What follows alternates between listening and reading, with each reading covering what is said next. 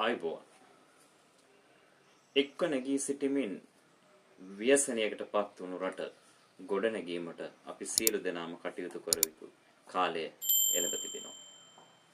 ගම් වතුර, නායෑම්, පස්කඳු කඩා වැටීම්, ජීවිත හානි ඒ සියල්ලම අපිට දායාද කරමින් දිට්ඨ අසුලි කුණාටුව තරමක් රටින් ඈතට ගියා. ආපසු අපි ගාවට මෝසමක් වෙන ලකුණු පේන්නට තියෙනවා.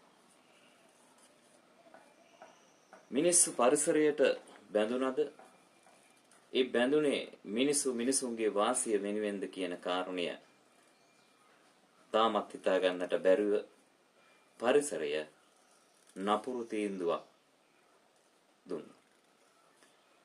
ඒ පරිසරය දුන්නු ඒ නපුරු තීරණය අනුව ජීවිත දහස් ගණනක් අවතැන් වුණා. සිය ගණනක් මරණයටපත් වුණා. මේ සියල්ල මේ රටේ අපේ සහෝදර සහෝදරයන්ට සිද්ධ වුණා.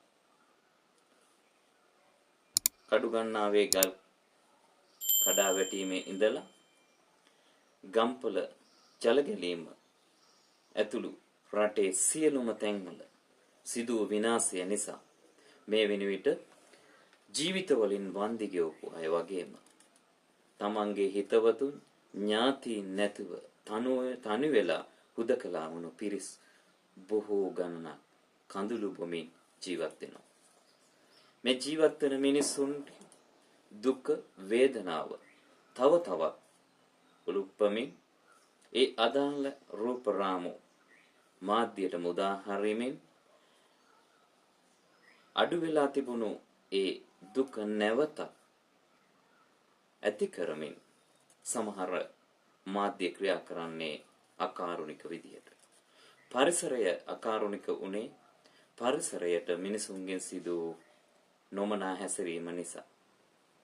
ගංගා දෝණි ටික ගොඩ කරමින් නිර්මාණ සිදු කරමින් තම තමන්ගේ ජීවිතය වෙනුවෙන් බොහෝ දේ සමහර අය රැස් කරා. ඒ රැස් කරපු සමහර අයට විතරක් නෙමෙයි ඇති නැති ජාති කුල ආගම් වර්ණ ભેද ලොකු පොඩි කිසිවක් බලන්නේ නැතුව පරිසරය ඒ අය වෙනුවෙන්ම තීන්දුවක් ලබා දුන්නා. සියල්ල එක හා සමානව මහ පොළොවට මිහිදන් වුණා. හදපු දේවල් වඩපු දේවල් ඒ සියල්ල බලානිදිත්ති ජලයේ ගසාන යන්නටපත් වුණා. මේකෙන් පෙන්වන්නේ ලෝකේ හැමදාම පරිසරයත් එක්ක අපි ජීවත් වෙන්නට ඕන කියන කාරණය.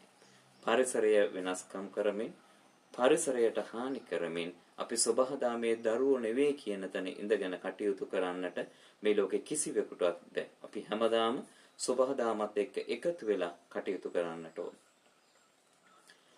මිනිස්සු වැටෙනකම් බලන් හිටපු කට්ටියට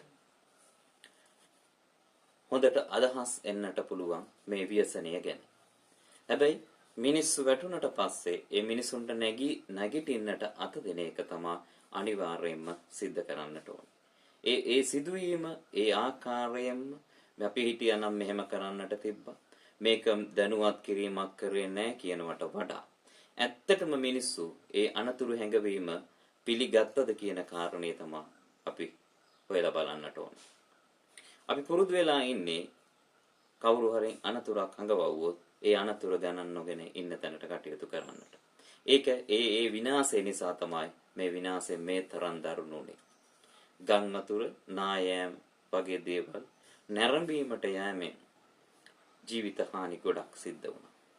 ඒ වගේම මේවට වග කියන්නට ඕනේ කවුද කියලා හොයමින් ඒ අදාළ දේවල් සිද්ධ කරේ කුමන පදනමින්ද කියලා හොයමින් කටයුතු කරන්නට සමහරක් අය නීතිය පියවර ගැන හිතනවා.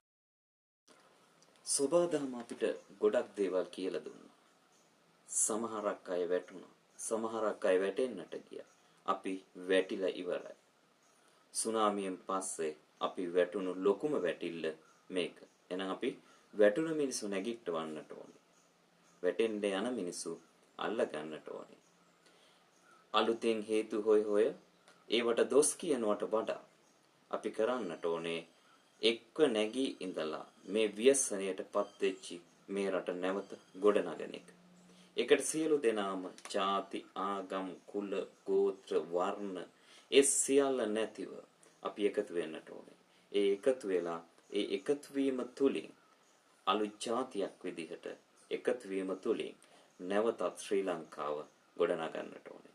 ඒ ආණ්ඩුවකට වේවා බලයේ සිටින කණ්ඩායමකට වේවා ඉටු කළ නොහැකි කාර්යයක් තනියම. එනිසා අපි සියලු දෙනාම එක්සිත්ව එකවන්ව නැගී සිට මේ ව්‍යසනයෙන් රට මුදව ගන්න කටයුතු කරන්නට ඕනේ. ඒ වගේම මේ නිව්‍යසනයක් නැවත මේ රට තුල ඇති වෙන එක වළක්වා ගන්නේ කෙසේද කියන කතාවක් එමත සාකච්ඡාවක් මදුන් කරන්නට ඕනේ.